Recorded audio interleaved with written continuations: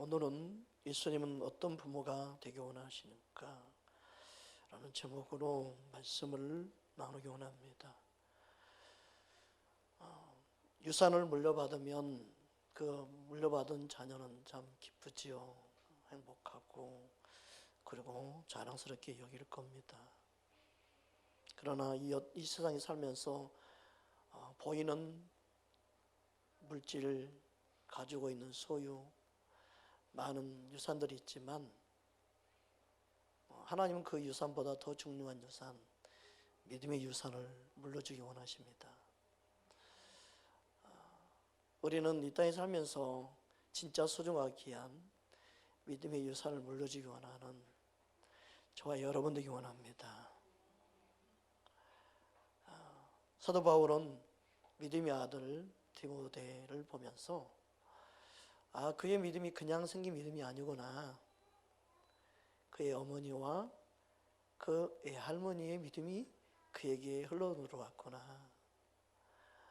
그것을 보게 됩니다. 그래서 본문 보면 다음과 같이 말하고 있습니다. 디모데후서 1장 5절입니다. 함께 합독합니다. 이는 내 속에 거짓이 없는 믿음이 있음을 생각하며 이 믿음이 먼저 내 애부모 루이스와 내 어머니 유니기 속에 있더니 내 속에도 있는 줄 확신하노라. 어떤 자녀는 겉모습은 닮았어요. 하는 행동은 하나도 안 닮은 자녀도 있어요. 그런데 어떤 자녀는 겉모습은 별로 안 닮은 것 같은데 하는 일이 똑같다 하는 자녀가 있어요. 어쩜 네 아버지 똑같냐. 할머니들이 보면 그러지. 할머니들이 네 한전히 네 아버지 꼭 닮았다. 어릴 때 너 보시면 너 아버지 모습이다. 똑같이 말하는 경우도 있습니다. 그래서 어른들이 하는 말이 씨는 못 속인다. 그러면 종종 보고 부모를 너무나 많이 닮은 자녀의 모습을 볼 수 있습니다. 사도 바울이 봤던 디모데는 그 엄마의 믿음을 가지고 있었구나. 이 할머니의 믿음이 너기 있구나. 어쩌면 너희 믿음이 그렇게 진실하고 정직하고 거짓 없는 믿음을 가지고 있는지 부모의 유산을 받았다는 거예요. 여러분, 우리는 이 땅에 살면서 내 자녀들이 나를 보고 자란다는 것을 생각할 때 얼마나 책임감이 있는지 모릅니다. 예배를 대충 드리면요, 자녀도 대충 드려도 된다는 생각을 갖습니다. 하나하나 행동을 보고 본받게 되어 있습니다.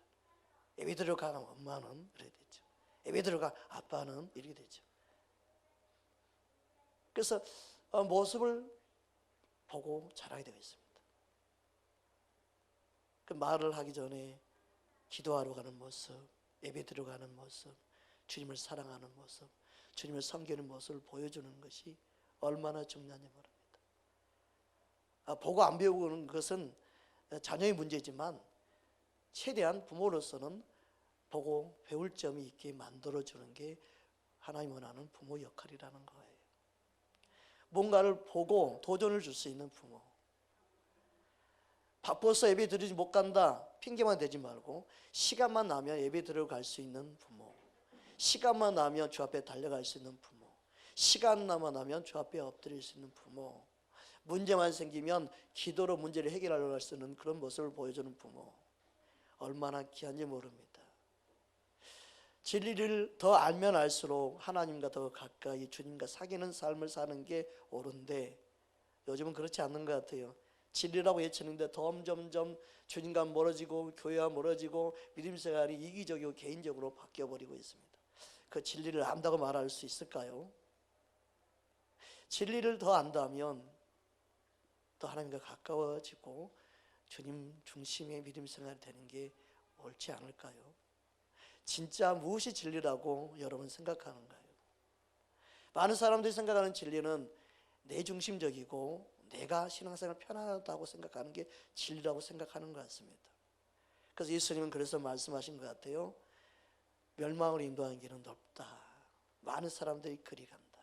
그러나 좁은 길은 생명의 길이요 그 길은 찾는 자가 적다. 그 진리는 뭔가 아는 게 진리가 아니고요, 진짜 예수님 마음을 아는 게 진리라는 거예요. 진짜 진리는요, 아버지의 마음을 아는 거예요. 그걸 모르면 성경을 아무리 잘 해석해도 영혼들을 잘못 인도할 수밖에 없어요. 왜요? 그는 방종에 치우치게 만들기 때문에 그래요. 그 모습을 본 자녀들은 그게 옳다고 생각하죠. 더 나아질 수는 없어요. 내가 철저하지 않으면, 내를 보고 배운 자녀들은 더 엉망진창이 될 수밖에 없지요. 그래서 우리는 믿음의 유산을 잘 물려준 자가 되지 않으면 교회가 아무리 화려하게 멋있게 꾸며져 있어도 그게 몇 세대를 가겠습니까? 유럽교회의 걱정이 아니라 한국교회도 다음 세대 가기도 전에 교회가 텅텅 비게 될 줄 모릅니다. 아무리 보석으로 잘 꾸며놓은 교회랄지라도 성도가 없는 교회 무슨 소용이 있겠습니까? 교회를 위해서 성도가 존재한 게 아니잖아요. 성도를 위해서 교회 건물도 있는 것인데 아무 소용이 없는 예배당만 남아있으면 뭐 하겠습니까? 점점점 주님과 멀어져가는 세대에 우리는 살아가고 있습니다. 믿음의 유산을 물려주는 것, 그것은 너무너무 중요합니다. 부모로서 우리는 믿음의 유산을 물려주기를 원해야 될 줄 믿습니다. 그래서 저와 여러분을 통해서 하나님을 경외하는 모습, 경외하는 법을 가르쳐줘야 합니다. 그게 하나님 아버지의 마음입니다. 신명기 6장 2절 말씀 보겠습니다. 함께 합독합니다. 곧 너와 내 아들과 내 손자들이 평생에 내 하나님 여호와를 경외하며 내가 너희에게 명한 그 모든 규례와 명령을 지키게 하기 위한 것이며 또 내 나를 장구하게 하기 위한 것이라. 아멘. 처음에 개척을 시작해서 집에서 예배 드릴 때 주변에 목사님들이 그렇게 했어요. 자녀들은 큰 교회 그냥 보내지 왜 그래요?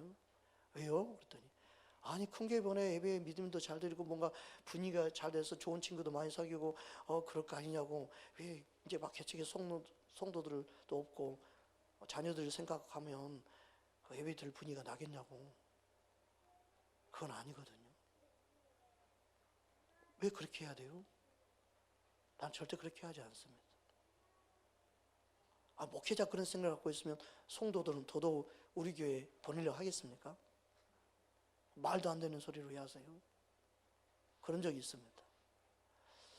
왜 그런가 했더니 청년들 많은 데 가야 결혼 배우자도 만나고 사귀고, 그리고 결혼식 할 때 청년들이 와서 들러리도 서주고 친구들이 많다고 막 사진 찍을 때 막 이렇게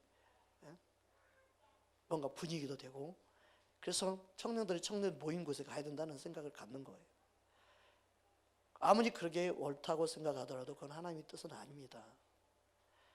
그건 말이 안 되는 겁니다. 그래서 요즘 청년들은 청년들이 없으면 안 가고 자은교회는 갈 생각도 안 못하고 그런다는 거예요. 그래서 청년들은 청년들 쫓아다닌다. 친구 쫓아다닌다. 여러분 그렇다고 해서 예수님 만난다면 물론 보낼 수 있겠죠. 그러나 그 분위기 사이에서 신앙생활을 한다면 종교 생활을 하기는 쉽지만 예수님을 진짜 사랑하기는 어려울 수 있다는 걸 왜 모르는지 모르겠습니다. 자신이 믿음 있는 것 같고 믿음이 잘한 것 같지만 진짜 예수님을 진작에 만날 수 있을까? 그 분위기 휩쓸려서 자기가 뭔가 믿음에서 잘하고 있다 생각할 수 있을지 모르지만 진짜 애절하게 간절하게 주님을 찾고 구하는 그 마음이 있을까? 나는 그 마음이 더 중요하다고 생각합니다. 그렇게 말씀드렸습니다. 여러분, 우리는 우리의 생각을 가지고 행할 때가 많습니다. 장교에 있다고 해서 결혼 못하는 게 절대 아닌데, 하나님 어떻게든 만나게 하시는데, 하나님 어떻게든 하나님께서 역사하시는데 왜 사람 생각을 가지고 할까? 여러분, 우리는 내가 맞는 예수님을 보여줘야 되고 내가 맞는 예수님을 나타내는 게 중요하죠. 내가 만난 예수님은 오늘도 역사하신 예수님이고 내가 있는 곳에서 예배할 때 주님이 들으시고 응답하시는 그 하나님을 내가 보여줘야 되지 않겠습니까? 여러분, 우리는 우리 자녀들이 나를 보고 본받고 있다는 사실을 놓치면 안 됩니다. 주님 앞에서 우리는 나뿐만이 아니라 자녀 그리고 손자 세대까지 주님 말씀하고 있습니다. 여호와를 경외하며 살기 원하는 아버지의 마음입니다. 주님의 마음을 우리는 알기 원합니다. 평생 하나님을 경외하며 사는 자로 우리 자자손손 그 은혜가 임하기를 주님으로 축복합니다. 그래서 하나님을 경외하게 하는 이유와 목적은 어디 있을까요? 아버지 그 마음은요, 이기적에서 하나님을 경외하라는 게 아니에요. 그 경외할 때 하나님이 복을 받을 수 있기 때문에 그렇습니다. 신명기 6장 24절 말씀입니다. 우리 함께 합독합니다. 여호와께서 우리에게 이 모든 규례를 지키라 명령하셨으니 이는 우리가 우리 하나님 여호와를 경외하여 항상 복을 누리게 하기 위하심입니다. 또 여호와께서 우리를 오늘과 같이 살게 하려 하심이라. 아멘. 하나님 왜 경외하게 하느냐 하면 그 경외함의 목적은 우리에게 복을 누리게 하게 합니다. 그래서 하나님을 경외하는 법을 자녀들이 가르쳐 주시죠. 하나님을 경외하는 법을 우리는 내가 배우고 그리고 내 자녀들이 보고 배울 수 있게 하라. 그게 부모 세대가 해야 될 일이에요. 여러분, 우리는 철저히 하나님을 경외하는 법을 배워야 될 점이 있습니다. 그 이유가 어디냐? 복을 누리게 합니다. 하나님이 이기적에서 하나님만 경외하라고 하는 게 아니라 복을 받는 자녀로 살기 원하셔서 그러는 거예요. 그게 하나님 아버지의 마음이에요. 믿으십니까? 하나님 아버지는 우리가 복을 누리기 원하셔서 경외하는 법을 가르치기 원하는 겁니다. 여러분, 하나님을 경외하는 지혜, 그것을 깨닫는 것이 가장 아름다운 유산입니다. 믿으십니까? 전도서 7장 11절 보면 다음과 같이 말씀하고 있습니다. 함께 합독합니다. 지혜는 유산같이 아름답고 햇빛을 보는 것에게 유익이 되도다. 하나님을 경외하는 것은요, 지혜의 근본이죠. 이 지혜는 아름다운 유산과 같아요. 햇빛을 보면서 유익을 얻는 것처럼 하나님을 경외하는 지혜를 얻는 자는요, 많은 유익을 얻어요. 그래서 우리는 경외하는 법을 배우고 경외하는 법을 가르쳐주는 부모가 되어야 됩니다. 여러분, 사람들은 이 땅에 유산을 받으면 그게 자신의 생명도 지키고 그 그늘 아래 편히 쉰다고 생각합니다. 그래서 돈이 그늘이 된다고 생각하죠. 삶의 그늘, 그 안에 쉼을 누릴 수 있다고 생각합니다. 그러나 그 돈이 그 사람을 살리는 건 아니죠. 하나님을 경외하는 지혜는 우리를 살리고 그리고 그 그늘 안에 영원히 평안을 누릴 수 있는 지혜예요. 믿으십니까? 그래서 전도서 7장 12절 보면 다음과 같이 말씀하고 있습니다. 함께 합독합니다. 지혜의 그늘 아래 있음은 돈의 그늘 아래 있음과 같으나 지혜에 관한 지식이 더 유익한 것은 지혜가 그 지혜에 있는 자를 살리기 때문입니다. 어떤 분들 이런 말씀이 있는지도 모르더라고요. 여러분, 돈이 그늘이 되게 해요. 그래서 어떤 사람은 돈 버는 법을 가르치기도 해요. 돈 버는 방법들을 자녀들에게 물려주기도 하죠. 사업체, 돈 버는 모든 기업들, 모든 걸 존수하기도 하죠. 자기만의 가지고 노하우를 존수하기도 하고, 그걸 지혜라고 생각하죠. 그러나 그 지혜는 사람을 살리지 못해요. 영혼을 살리지 못해요. 그러나 하나님이 주신 진짜 지혜는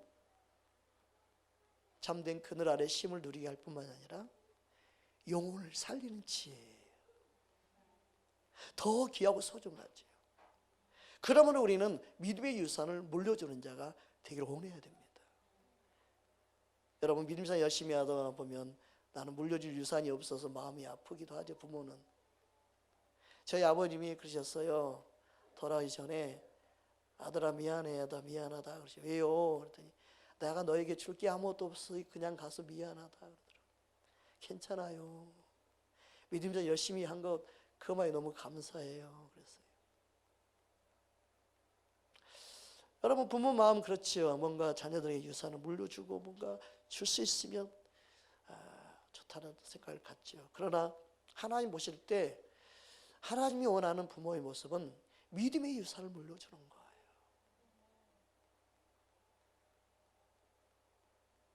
저는 돈의 유산을 물려줄 꿈을 생각도 못합니다. 자녀가 많기 때문에 아예 포기하고 삽니다. 얼마나 감사한지 몰라요.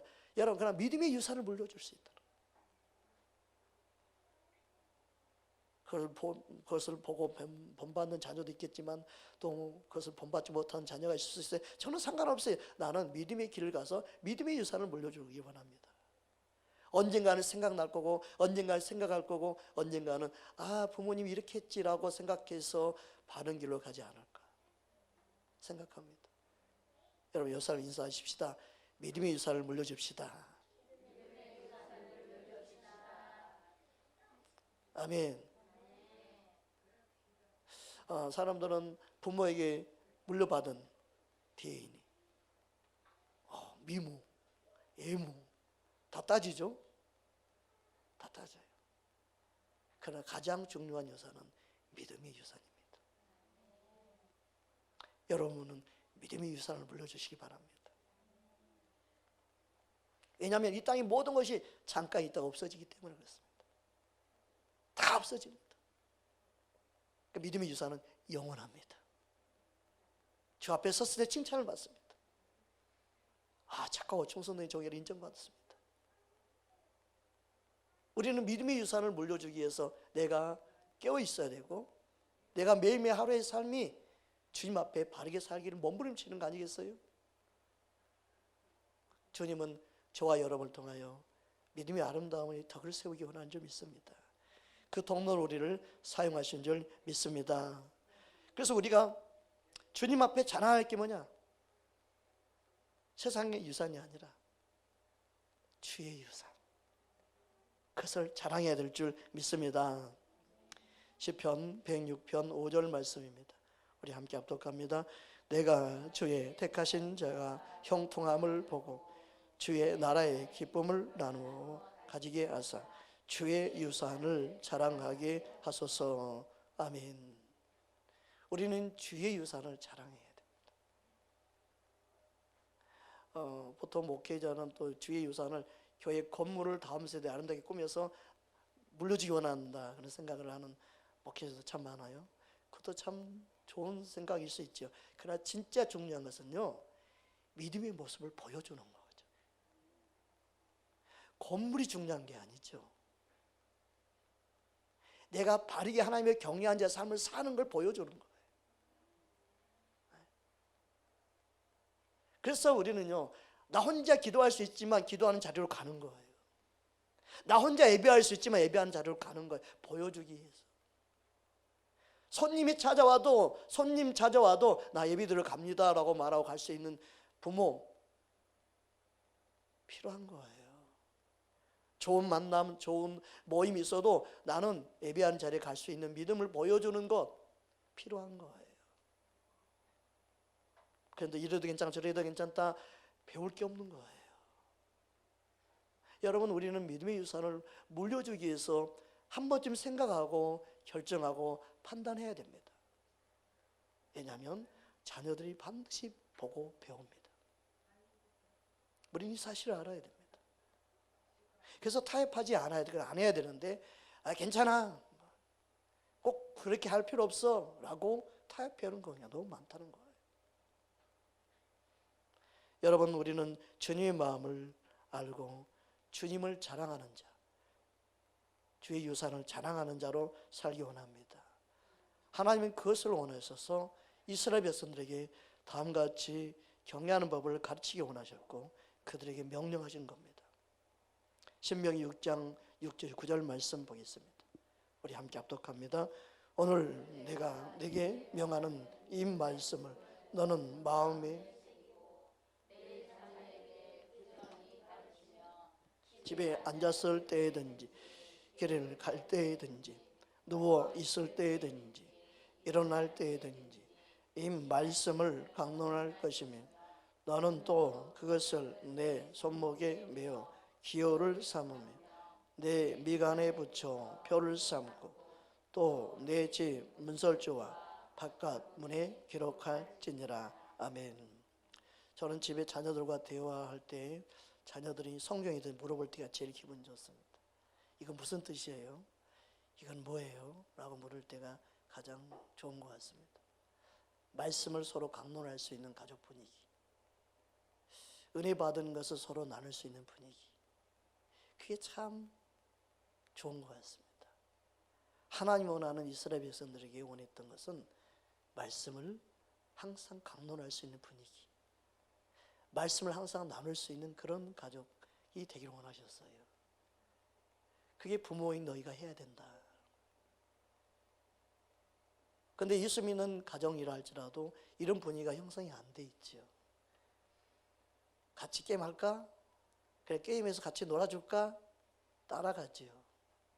요즘 세대는요, 부모가 자녀 눈치 보던 세가 돼버렸어요.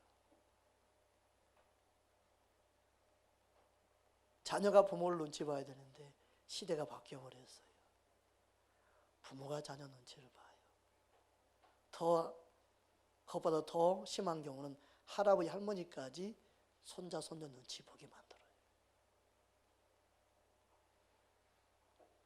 손자 울면 난리 나요. 할머니 할아버지까지 꾸짖음 들어야 돼.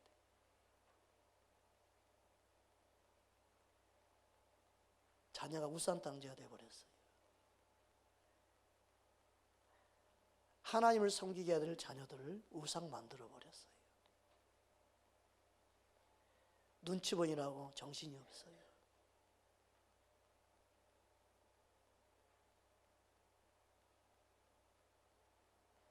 우리 하나님 말씀을 자녀들에게 가르쳐서 자녀들로 하여금 하나님을 경외하게 만들어야 돼요. 하나님 뭘 기뻐할까 생각하게 만들어야 되죠. 처음에는 그렇게 시작하다가 지쳐서 그냥 못하는 경우가 많이 생겨요. 너무 시대가 점점점 그렇게 돼가고 있기 때문에 힘들어요. 그렇게 하려면 싸움이 일어나고 분쟁이 일어날 정도이기 때문에 그래요. 집안이 막 시끄러워지기도 해요. 믿음으로 한 영혼 세운다는 게 너무너무 어려워요. 그래도 포기하면 안 돼요. 하나님 원하는 부모로 살아야 돼요. 가족이 다 모이면 우리 예배 드릴까? 좋아요. 이러면 얼마나 좋겠어요? 그런 분위기가 어려워요. 우리 찬양 한번 할까? 얼마나 좋아요. 근데 그게 어려워요. 우리 모였으니까 우리 가족을 위해 서로 기도하자. 그게 자연스러워야 되는데 또 예배네, 또 말씀이네.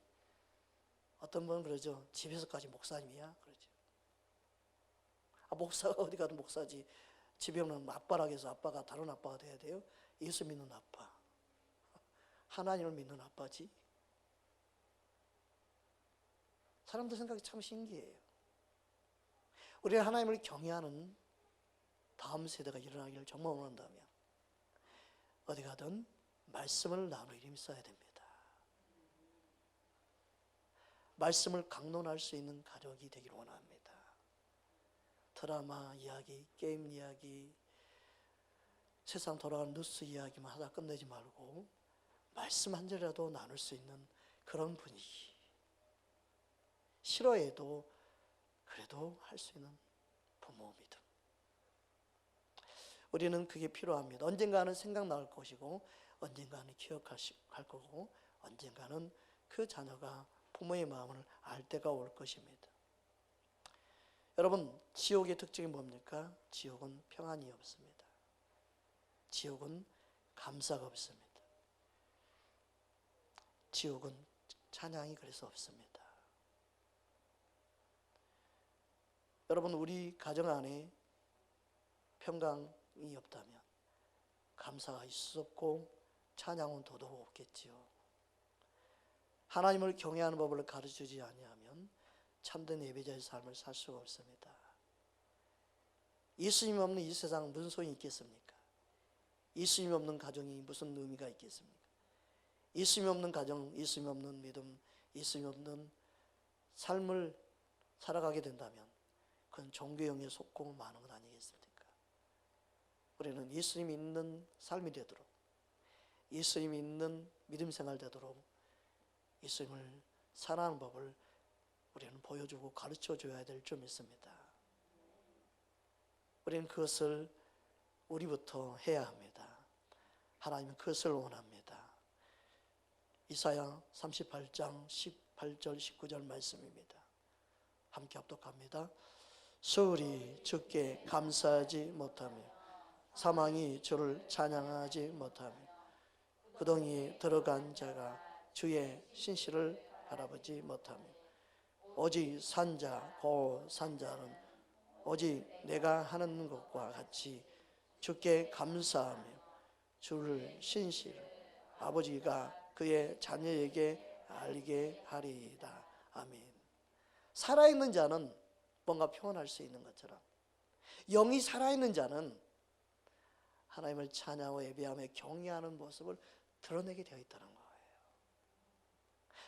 살았다는 자 하나 죽은 자가 되면 안 되지요. 하나님 원하는 가정, 하나님 원하는 부모의 역할은 하나님을 경외하는 모습을 나타내는 거예요. 감사가 나오지요. 찬양이 나오지요.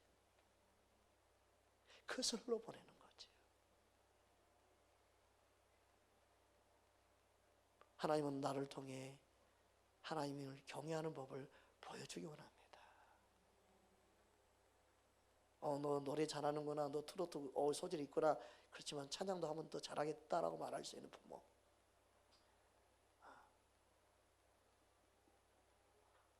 너 그것도 잘하지만 너 하나님을 향해서 이걸 하면 더 잘하겠구나. 우리는 항상 하나님을 경외하도록 이끌어야 되죠. 우리 교회 주일학교 친구들은 한참 그런 이야기 했어요.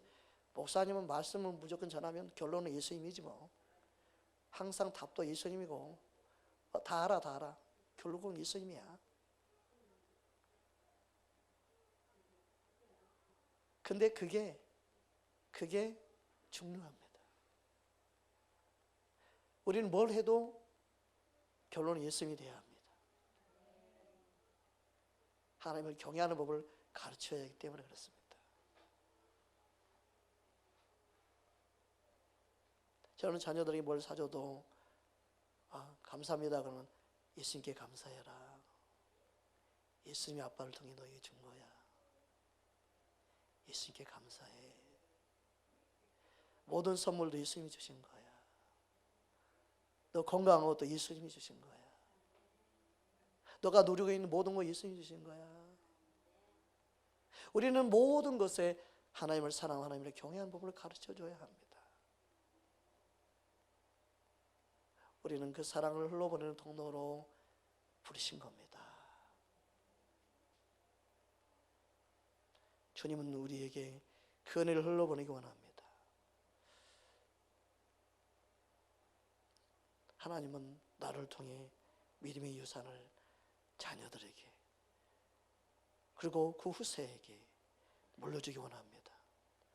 요에서 1장 1절에서 3절 말씀입니다. 우리 함께 합독합니다. 부두엘의 아들 요엘에게 임한 여호와의 말씀이라. 늙은이들아 너희들은 이것을 들을지어다. 땅의 모든 조민들아 너희는 귀를 기울일지어다. 너희의 날에나 너희 조상들의 날에 이런 일이 있었나니 너희는 이 일을 너희 자녀에게 말하고 너희 자녀는 자기 자녀에게 말하고 그 자녀는 후세에 말할 것이니라. 말이 중요합니다. 믿음은 행동과 말로 나타납니다. 여러분의 말에 믿음의 말이 나가야 합니다. 믿음의 유산은 여러분의 행동과 말에서 흘러가는 겁니다. 우리는 믿음의 유산을 물려줘서 아버지의 마음을 전해줘야 합니다. 하나님 아버지의 마음을 우리는 흘러보내야 합니다. 저는 저희 어머니에 뒤에 있지만 좀 더 젊었을 때, 기억력이 있을 때, 치매가 안 왔을 때 잘 모셨으면 좋았을 건데 할 때가 참 많습니다. 오늘은 유난히 예배 들어오는 게 더디우셔서 기다리다 저 먼저 오게 됐는데 오늘 어버이 주인지 알고 또 그러셨는지 좀 힘들게 했습니다. 좀 더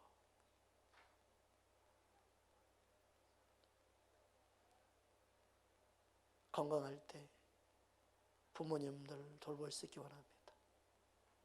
부모님들 생각할 수 있기 원합니다. 좀 더 젊었을 때 맛있는 것도 한 번 더 사드리시고 같이 식사도 하는 시간 가지십시오. 그러면서 오늘 저녁 예배를 드리는 것보다 여러분이 저녁 예배 드리지 말고 부모님과 함께 식사하는 시간 가지면 좋겠습니다. 또 자녀들 부모님과 함께 가정에서 식사하든 식사하는 시간 갖는 게 또 하나님 기뻐하는 예배라는 생각이 듭니다. 그래서 오늘 저녁 예배는 따로 안 드리겠습니다. 가족과 좋은 시간 보내십시오. 그게 하나님이 더 기뻐하는 시간이 될 것 같습니다. 어떤 분들은 어버이들도 다 지났는데 무슨 선물을 준비하냐?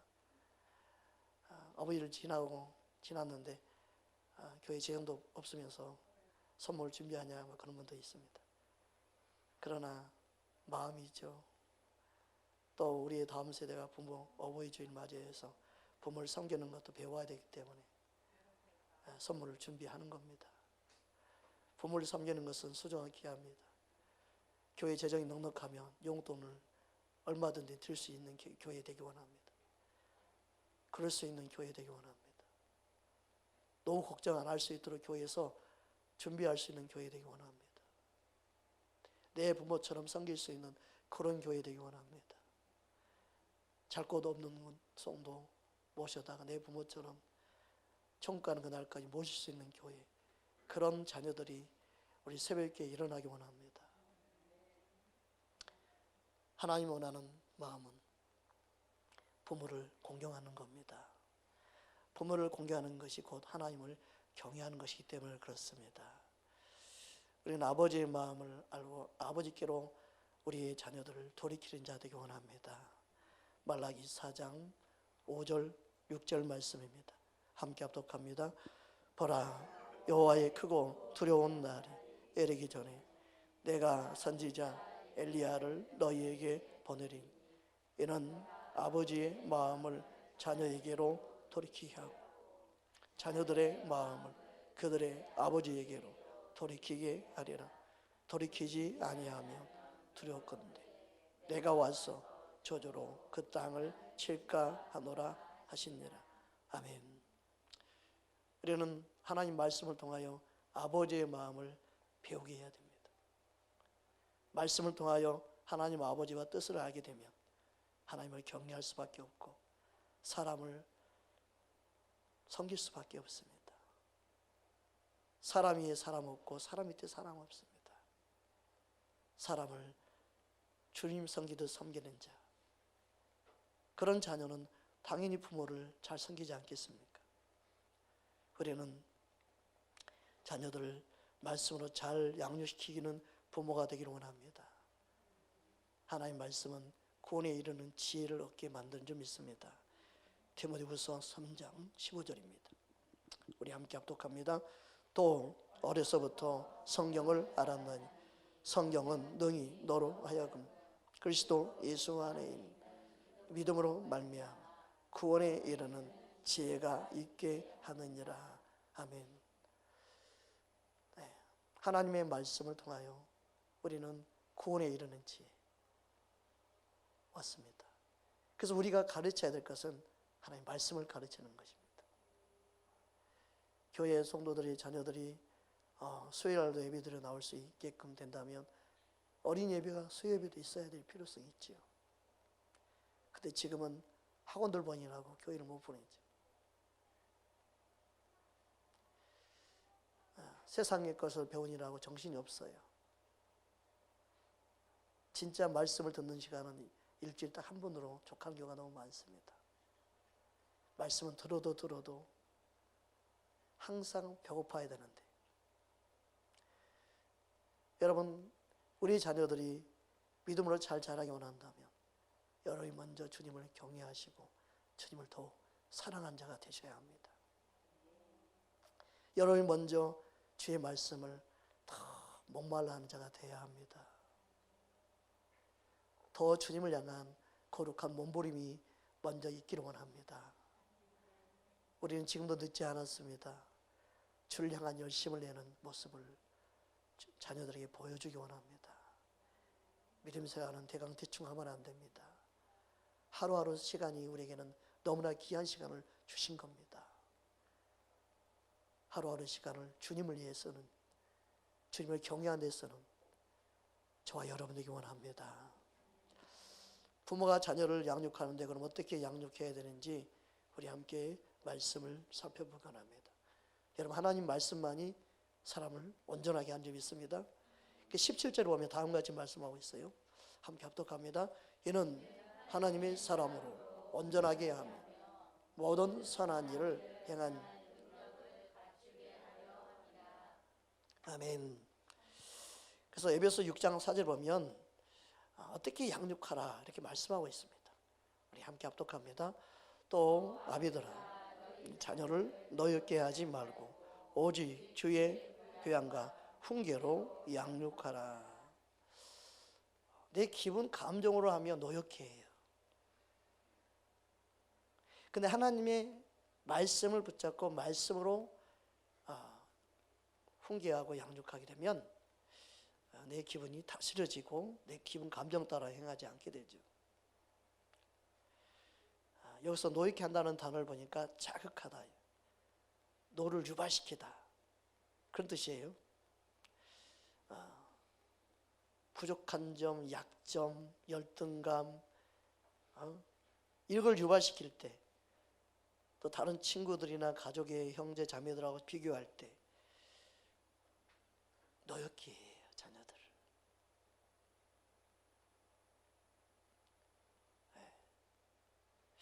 그래서 자녀를 노엽게 하는 것들을 부모로서 하지 않도록, 그 노엽게 함으로 마음 문을 닫아버리죠. 더 이상 듣지 않게 되는 거예요. 아무리 좋은 말도 이제 안 들리는 거예요. 그 노엽게 하는 마음부터 풀어야 되죠. 그래야 양육이 돼요. 기분 별로 감정도 안 좋은데 불러가지고 말씀 이렇다고 가르친다고 듣지 않는다는 거예요.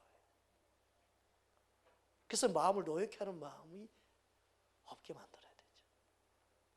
네. 그래야 양육다운 양육을 할 수 있어요. 그래서 자녀들과 약속은 무슨 일에서 지키도록 해야 되죠.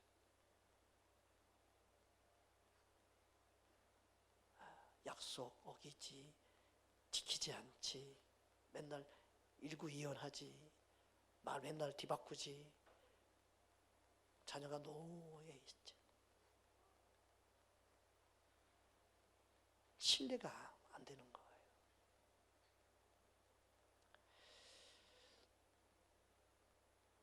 또한 자녀가 내가 부모님의 사랑을 충분히 받고 있다는 생각을 하지 못할 때 마음의 문을 열지 않습니다. 사랑한다고 느끼게 해야 되죠.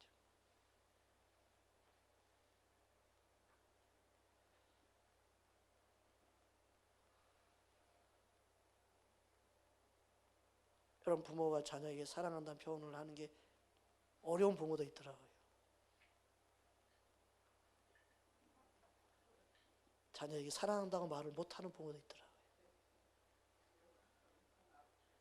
이거는 문제가 있는 거 아니겠어요? 여러분, 사랑한다는 표현을 못하는데 자녀에게 사랑한다는 말을 들을 수 있겠어요? 못 들어요.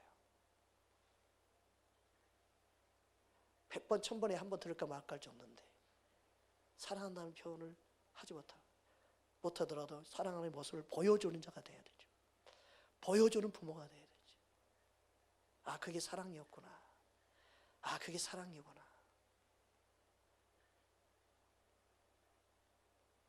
사랑받고 있음을 보여주는 부모가 되기를 원합니다.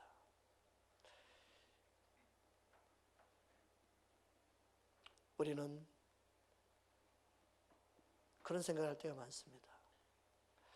자녀가 못해주는 게 미안한 마음, 넉넉하지 못해서 항상 자녀한테 그런 미안한 마음이 있어서 떳떳지 못한 부모라는 생각을 가질 때가 있습니다.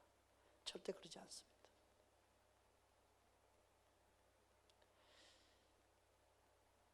저는 저희 자녀들을 학원비가 있고 없고 떠나서 아예 안 보낸다였습니다. 그런 거 못해준다, 해줄 수가 없다.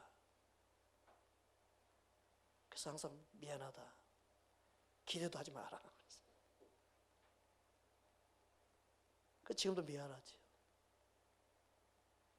머리는 좋은 것 같던데 혼자 열심히 해. 보낼 수 있는 형편이 아니야. 그렇지만 저는 그거에 대해서 미안한 마음이 있지만 그 때문에 눌리기까지는 하지 않습니다. 주님이 저를 자유케 하시기 때문에. 어떤 부모는 빚을 내서라도 학원 보내야 된다는 생각을 하죠. 꼭 그럴 필요가 있을까요? 하나님 뜻일까요? 우리 욕심일 때가 더 많지요. 일단은 학원을 보내야 되니까. 그래서 저는 그걸 상당 내려놨습니다. 남들이 해준 만큼은 해줄 수 없다 하는 생각이었습니다. 그렇지만 사춘기 와서 삐딱하게 나가거나 그런 자녀 아직까지 없습니다. 여러분, 우리는 주님의 마음, 주님의 사랑으로 진짜 영혼을 사랑할 수 있느냐가 더 중요합니다. 여러분의 자녀를 진짜 사랑하는 부모 되기 원합니다. 사랑하기 때문에 자녀를 위해서 기도하고 너 잘 때 널 위해서 기도한다 하는 부모, 그거면 충분하지 않겠습니까? 우리는 뭔가 해줘야만이 된다는 생각은 그건 우리의 생각입니다. 우리는 주님의 마음을 흘러보낸 자가 되기 원합니다. 남들처럼 메이크업 입히고 싶은 마음 부모가 있겠지만 누가 준 옷을 그냥 물려줘도, 형 언니들이 입던 거 물려줘도 아무렇지 않는 자녀를 키우는 게 더 중요하지 않겠습니까?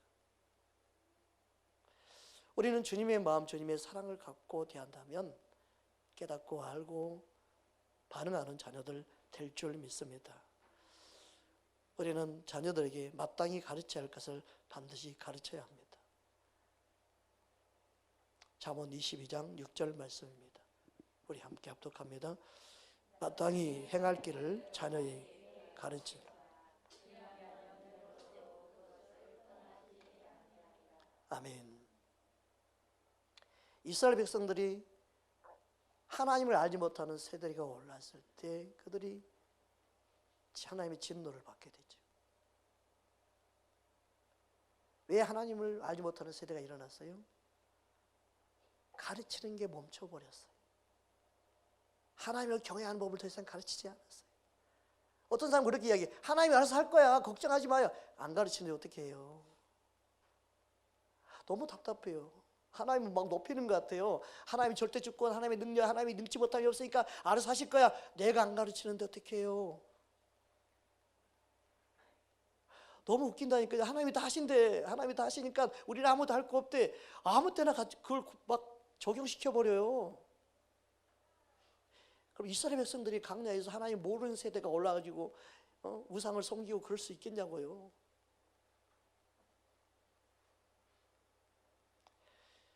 사사기 2장 10절에 12절 말씀입니다. 우리 함께 합독합니다.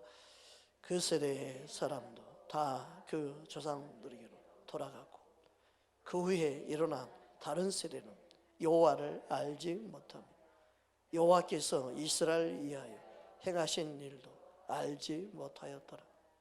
이스라엘 자손이 여호와의 목전에 악을 행하여 바알들을 섬기며 애굽 땅에서 그들을 인도하여 내신 그들의 조상들의 하나님 여호와를 버리고 하던 신들을 곧 그들의 주위에 있는 백성의 신들을 따라 그들에게 절하며 여호와를 진노하시게 하였으되. 하나님을 알던 세대가 다 죽고 떠났어요.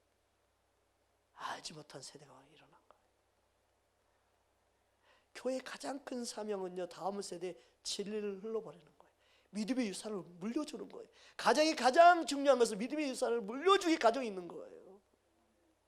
자녀 자랑하라고 있는 게 아니에요.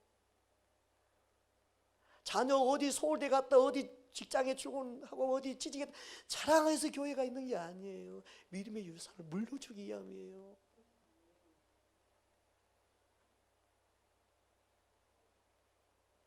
지금이야 뭐 자녀 많이 낳았다고 막 그나마 칭찬도 받고 그러지.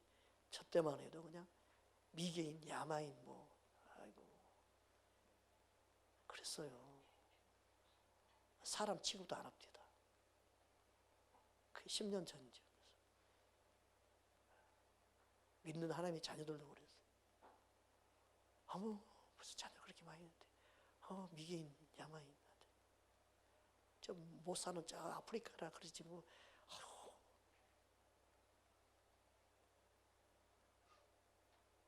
믿음의 눈으로 바라보지 못하고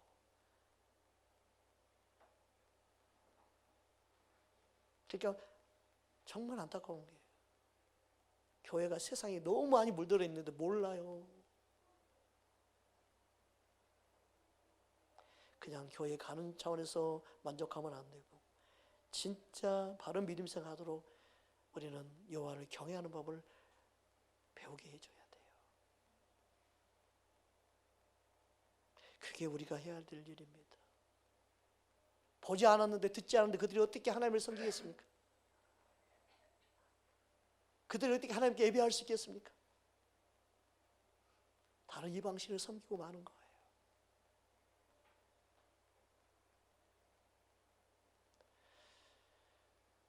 하나님 말씀이 없으면 하나님을 경외할 수 없습니다. 하나님 말씀을 모르면 주님을 사랑할 수도 없습니다. 알지 못하고 믿을 수가 없지요. 알아야 제대로 믿을 수 있죠. 제대로 알아야만이 하나님을 잘 섬길 수 있는 거예요. 부모는 그 역할을 감당하고 있는 거예요. 예수 믿는 걸로 만족하지 말고 잘 믿는 하나님의 부모 세대 되기 원합니다. 엄마 이 시간 예배 시간인데 왜 여기 있어? 예배 들어가야지. 이런 말을 듣는 부모 되면 안 됩니다.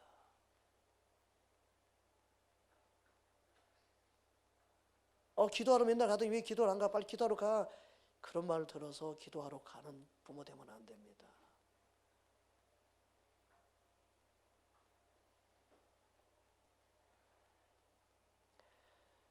우리는 예수를 잘 믿는 것을 보여줘서 부모를 통하여 믿음의 유산을 물려줘야 될 점 있습니다. 부모를 왜 공경해야 된다고 성경에 말씀하고 있습니까? 에베소 6장 1절에서 3절 말씀입니다. 우리 함께 합독합니다. 자녀들아 주 안에서 내 부모를 순종하라. 이것이 옳으니 내 아버지와 어머니를 공경하라. 이것은 약속이 있는 첫 계명이니 이로써 내가 잘되고 땅에서 장수하리라. 아멘. 믿음 생활 잘하는 부모 섬기기 쉽겠죠. 근데 믿음 생활 잘하든 못하든 이 말씀을 안다면 자녀는 부모를 공경하는 게 순종하는 게 쉬워집니다. 그러니까 예수님을 알고 만나면 부모가 예수 믿고 안 가도 상관없어요. 나는 자녀된 도리를 하는 거예요. 그리고 내 자녀들에게 믿음의 모습을 보여주는 것이죠. 얼마나 부모가 소중한지 깨닫고 할 때 부모를 그게 성경이에요. 그 부모가 예수 안 믿는 부모랄지 예수 믿게 되죠. 그 자녀로 인해서.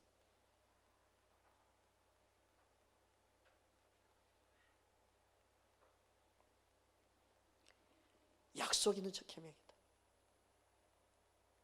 내가 잘되고 땅에서 장수하리라. 하나님이 그냥 이건 약속된 거다 못 박아놨어요.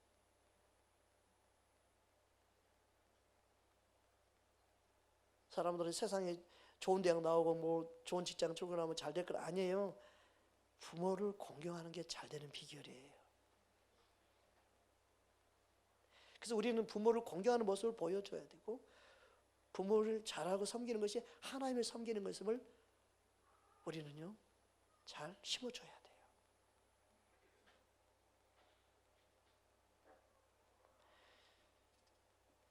여기 순종 현재형으로 되어 있습니다. 앞으로가 아니에요. 지금 순종하는 거예요. 지금 순종하는.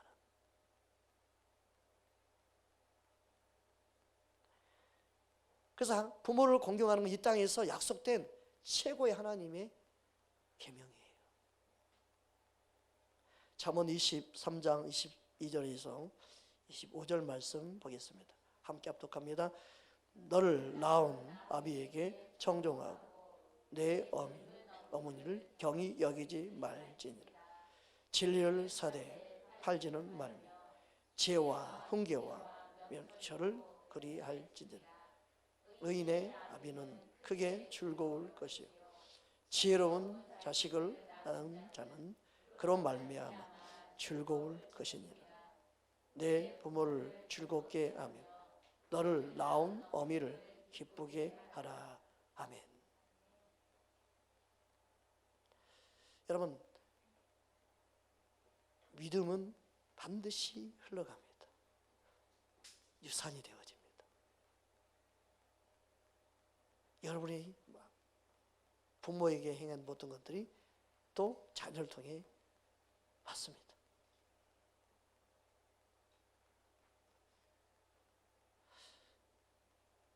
우리는 한나의 기도의 사람, 기도의 어머니 그러죠. 한나를 통해 사무엘을 낳았어요.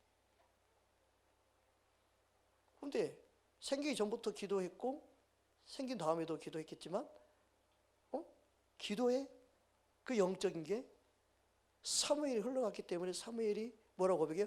기도를 쉬는 것을 죄로 여기고 기도를 쉬는 죄를 범치 않겠다고 말하죠. 이게 뭐예요? 영적인 믿음의 유산이 흘러간 거예요.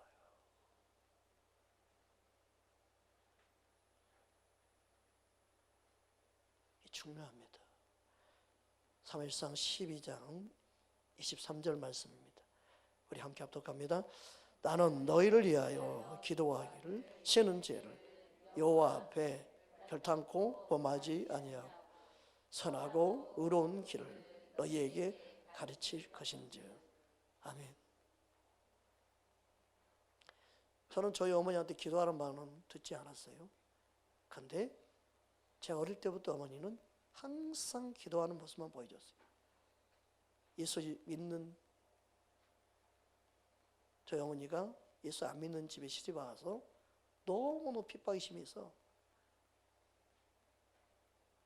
그 예배 들어가는 게 힘들었어요. 그래서 맨날 울며 기도하는 어머니 모습을 보았어요. 학교 왔다 가도 울면서 기도하고 있고 새벽에 무슨 소린가 깨워 일어나면 기도하고 있고 밤늦게도 기도하고 있고 그 기도하는 소리에 자고 기도하는 사이에 깨우고 있어요. 그래서 나도 모르게 기도하는 게 믿음 생활이라고 생각하고 열심히 기도 생활을 했어요.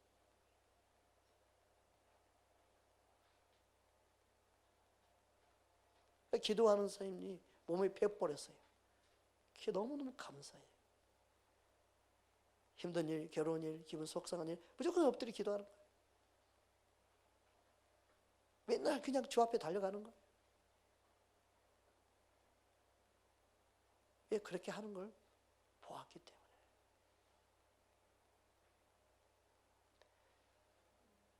저희 어머님이 가족들이 찾아오고 친척이 찾아와도 오늘 수협이 있어서 지금 못 만나면 어떻게 하죠? 잠깐 있다 그냥 가시든가 뭐 아니면 갔다 올 때까지 기다리든가 그러고 가시더라고요.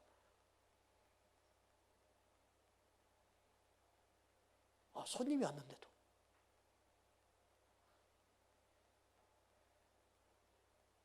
그래서 제가 중학생 때도 수협에 구매에 빠진 적이 없었어요.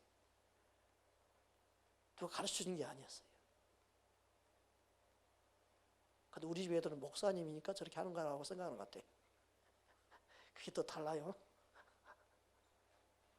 목사님이 그렇게 하고 우리는 목사가 아니니까 괜찮아 그런 것 같아요. 그러니까 생각하기 나름이야. 참.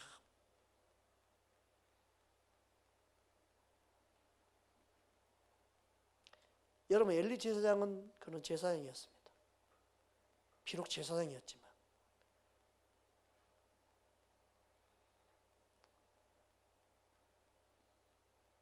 그가 영적으로 얼마나 무뎌져 있었는지, 제사장 때의 영적인 것을 성경이 다음과 같이 말씀하고 있습니다. 사무엘상 3장 1절입니다. 함께 합독합니다. 아기 사무엘이 엘리 앞에서 여호와를 섬길 때 여호와의 말씀이 희귀하여 이상이 흔히 보이지 않았더라. 여러분 말씀이 희귀했다. 말씀이 희귀했다. 말씀이 찾기가 어려운 거예요. 말씀이 없는 거예요. 우리 믿음 생활은 말씀이 희귀하기 시작하면 안 돼요. 가정에서 말씀이 희귀해지면 안 돼요.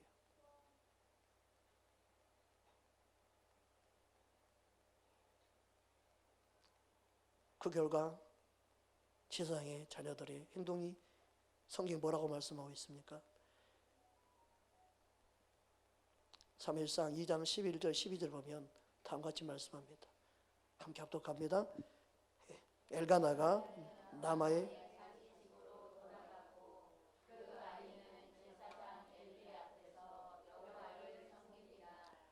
엘리의 아들들은 행실이 나빠 여호와를 알지 못하더라. 행실이 나빠 여호와를 알지 못하더라. 알지 못해서 행실이 나쁠 수 있고 나쁘기 때문에 더 이상 하나님을 알 수 없게 되기도 하고 같은 의미로 쓰여진 거예요.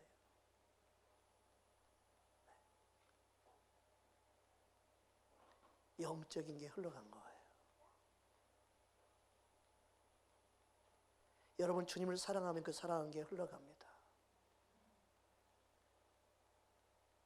여러분 세상을 사랑하는 것이 있으면 세상 흘러가는 분위기가 여러분 안에, 여러분 가정 안에 흘러갑니다. 우리는 믿음의 유산을 물려주기를 힘써야 될 줄 믿습니다. 그래서 마땅히 행할 걸 가르치는데 이 마땅히 행할 게 뭡니까? 여호와 하나님을 경외하는 것입니다. 시편 34편 7절 11절 보겠습니다. 함께 합독하겠습니다. 여호와의 전사 주를 경외하는 자를 둘러 진치고 그들을 견지신도다. 너희는 여호와의 선하심을 맛보아 알지어다. 그에게 피하는 자는 복이 있도다. 너희 성도들아 여호와를 경외하라.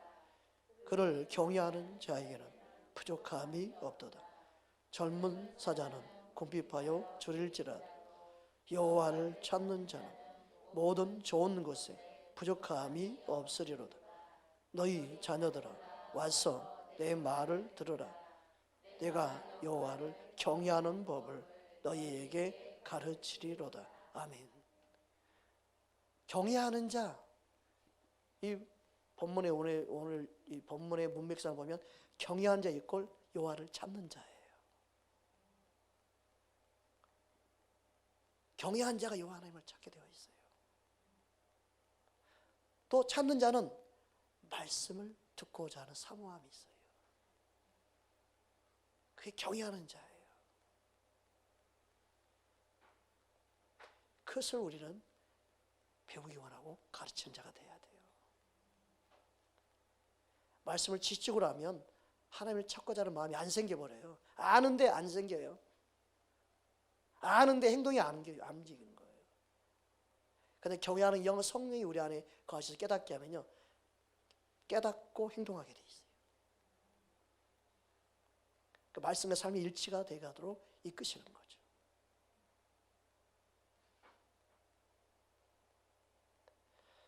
우리는 하나님을 경외하는 법을 배우고 가르치는 자가 되기 원해야 됩니다.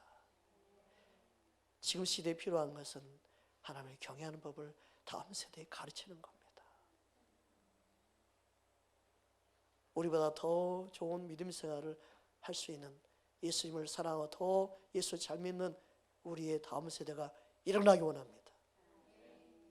그래서 우리는 누구에게 보여주기는 그런 시시한 믿음, 율법적인 신앙이 아닌 진짜 하나님을 경외하는 자로 우리는 주님을 찾고 예배하며 주 앞에 나오는 믿음의 유산을 물려주기 원하는 저와 여러분이 되어야 합니다.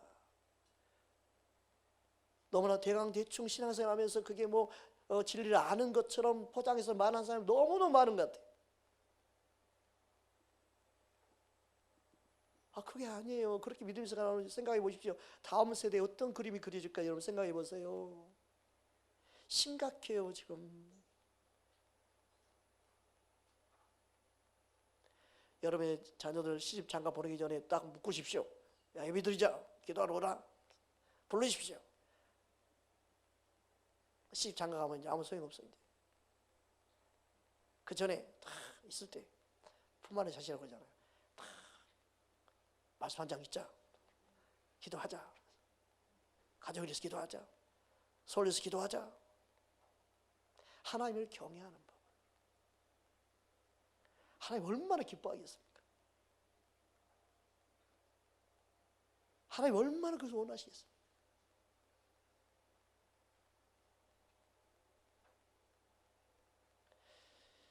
우리는 주님의 마음을 알기 원합니다. 여호수아는 믿음의 유산을 지키는 그러한 하나님의 경외하는 집으로 자기 가족을 두기 원했어요. 우리 여호수아 고백을 우리는 잘 알고 있잖아요. 여호수아 24장 15절입니다. 우리 함께 합독합니다. 만일 여호와를 섬기는 것이 너희에게 좋게 이렇게 보이거든 너희 조상들이 강 저편에서 섬기던 신들이든지 또는 너희가 거주하는 땅에 있는 아무리 족속의 신들이든지 너희가 섬기는 자를 오늘 택하라. 오직 나와 내 집은 여호와를 섬기겠노라 하니. 얼마나 멋진 고백입니까? 다윗도 마찬가지예요. 다윗도 사랑하는 솔로몬에게 무슨 말을 당부합니까? 믿음의 유산을 물려주기 원해서 다음같이 당부합니다. 역대상입니다. 역대상 28장 우리 9절 말씀 보겠습니다. 함께 합독합니다. 내 아들 솔로몬아, 너는 내 아버지 하나님을 알고 온전한 마음과 기쁜 뜻으로 섬길지어다.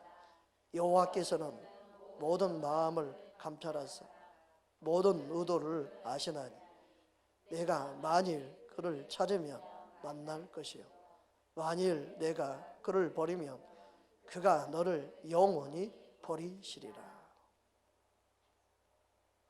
이게 하나님 아버지의 마음.